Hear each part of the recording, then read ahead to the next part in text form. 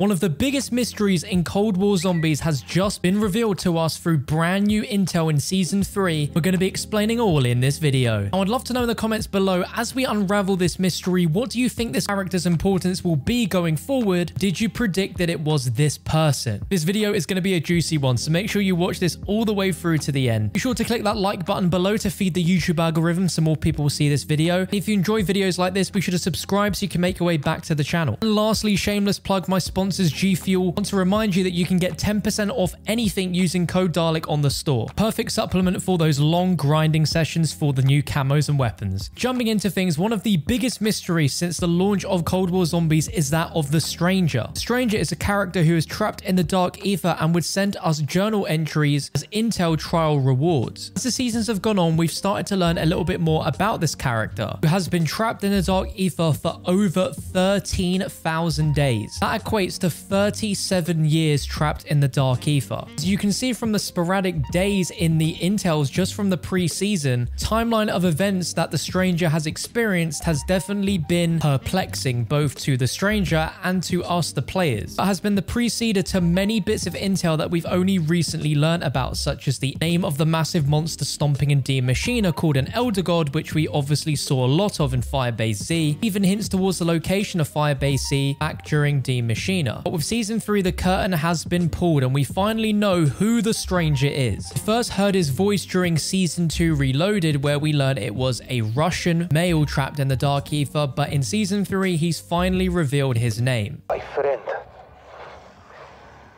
though we have never met, you and I, we have been through the fire together. You won my respect and my trust. So it is only right I tell you who I am. My name is Kazamirs Story. I was a sergeant in the Soviet First Guard Tank Army. Long ago. We were in Poland, driving the scum back to Berlin. That is how I ended up where this all began. We found Project In Station almost by accident. And you know what waited in that place. When Moscow sent a Chekist to bury the problem, it fell to me to do the digging. I will tell you the whole story one day. But what matters now is that, just like you, I accepted a mission no one must ever learn of, knowing it would probably get me killed. And, like me, you shoulder your duty without complaining. So let us help each other complete this mission.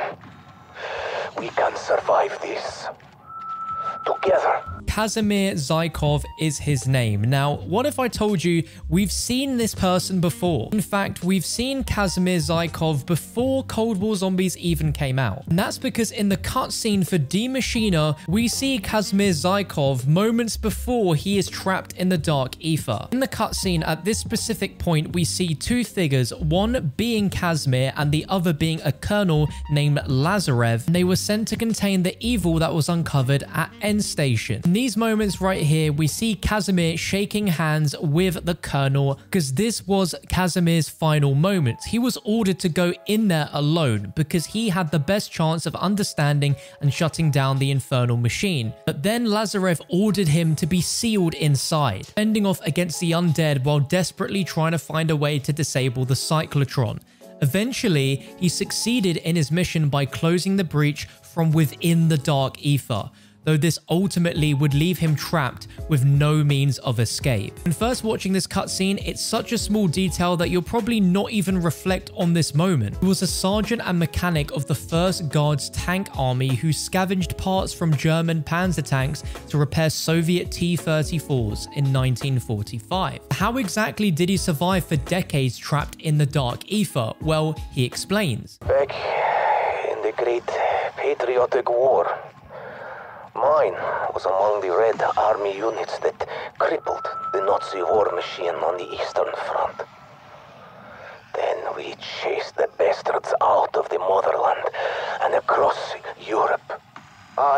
was a mechanic.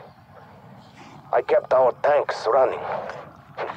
No easy task when every day we advanced, and getting new parts from Moscow was almost impossible. So, I took parts from the Tigers and Panzers we destroyed, adapting them for our T-34s. I got very familiar with German machinery. This would prove to be my downfall. Colonel named Lazarev, from what you now call KGB, was sent to contain the evil we uncovered at N Station. He ordered me to go in there alone, because I had the best chance of understanding and shutting down that infernal machine. And then Lazarev ordered me sealed inside. I understood what was asked of me. I would never see my wife and daughter again. Still, I saluted, and I did my best. This was for my family, my country, for a better future. Even now, if asked again, I would still say yes.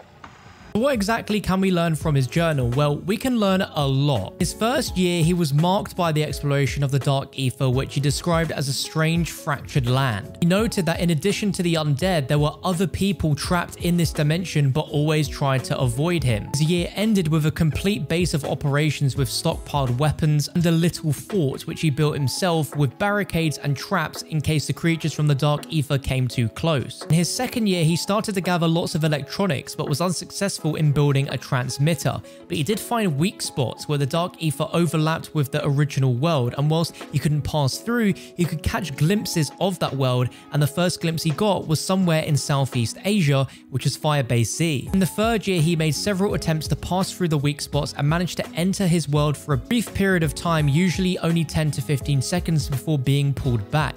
He visited several locations, one a jungle, a village, and a glacier, and that in our world he'd wander unseen like a ghost. The following year, he was marked by an encounter with an elder god, as some of the survivors called them. In his 7th year, he managed to visit the world for almost 30 seconds, arriving in a military base where soldiers communicated on equipment similar to the electronics he gathered. Knowing how it was meant to operate, he returned to his transmitter project, and at this point, he was now eating the creatures living in the Dark Aether in order to survive. A year later, in his 8th year, he managed to visit the world for several minutes, this time arriving in New York City, observing tall glass buildings and long cars with fins on tails. Fewer zombies were pursuing him while attacking newcomers, but the powerful creatures had started to notice his presence. In his 10th year, he managed to tame an injured hellhound and nurse him back to health, which he named Cinder. In his 11th year, he found a dead elder god, talk that one of them was hunting the rest. He thought it was crazy that some survivors were worshipping these giants, though he soon started to believe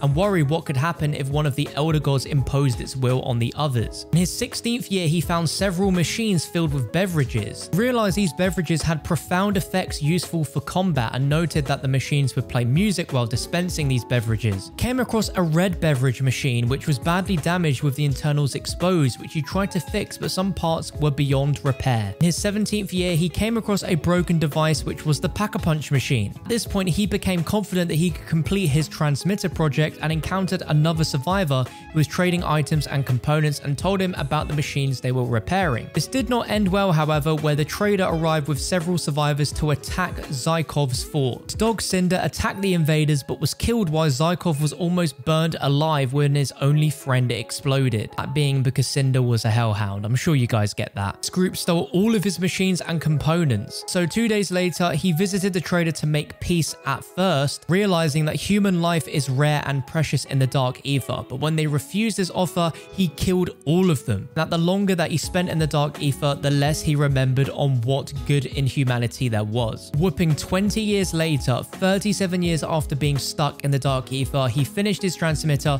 and started broadcasting his journal of survival. 10 days later, he found a device set to the frequency he was using for broadcast in a weak spot, and he could see all his transmissions on a screen. This is how we experience his these journal entries in Zombies, but it's only during Operation Threshold where he resumed contact through the device, informing those on the other side that he'd be working on a way to create vocal transmissions. Obviously, he succeeded, informing us on the other end that he was Russian, explained the origin backstory to the Tempests and the Manglers. Hello, it is me again, your friend on the other side.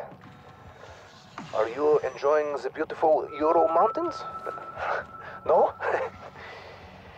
Believe me, I understand. It is hard to love a place that is always trying to kill you. By now, you have probably met some new enemies. The electric men that float in midair. The armored monsters that leap and throw fire. I do my best to steer clear of them here, but avoiding conflict is not a luxury you can afford. I have managed to kill a few of the floaters, but it is never easy. The cowards jump away when injured, and they can't strike from afar. The armored ones, on the other hand, they jump at you when provoked. They were once Soviet fighters who came here looking for crystals. And they paid with their lives. They are vicious and hard to put down. Hit them with everything you have. Such beasts must not be allowed to walk the earth. All this time, we've been collecting all of these intels, hearing about the stranger's story. Whilst we've heard stories from other lost souls in the Dark Aether, this character is the only one who survived. I think the reveal of his identity is going to be absolutely crucial in the upcoming storyline, especially when it comes to Berlin. His original purpose back in 1945 was being in Berlin, driving the German army back to Berlin. In his identity reveal, he mentions that he accepted a mission no one must ever learn of, knowing it would probably get him killed. And like him, we should shoulder our duty without complaining. So he wants us to let him help us, in turn helping him complete his mission. But unlike many other people, including Samantha Maxis, who have been able to freely cross back and forth from the Dark Aether back to reality, he's the only outlier in that where he just can't, and truly seems tethered to the Dark Aether. No matter how many times he tries to visit, brief periods of time, he appears almost like a ghost and is always pulled back into the Dark Aether. I really do think he's going to be a crucial character, with the fact that he is almost integral to the Dark Aether, and being realistic, he's lived there longer than he's lived in normal reality, so it's almost become normal to him. He doesn't know any different at this point. And that's something very powerful, knowledge-wise, that Requiem could use to get the upper hand on Omega. The real question is, will he ever leave the Dark Aether? Will we ever be able to go and save him?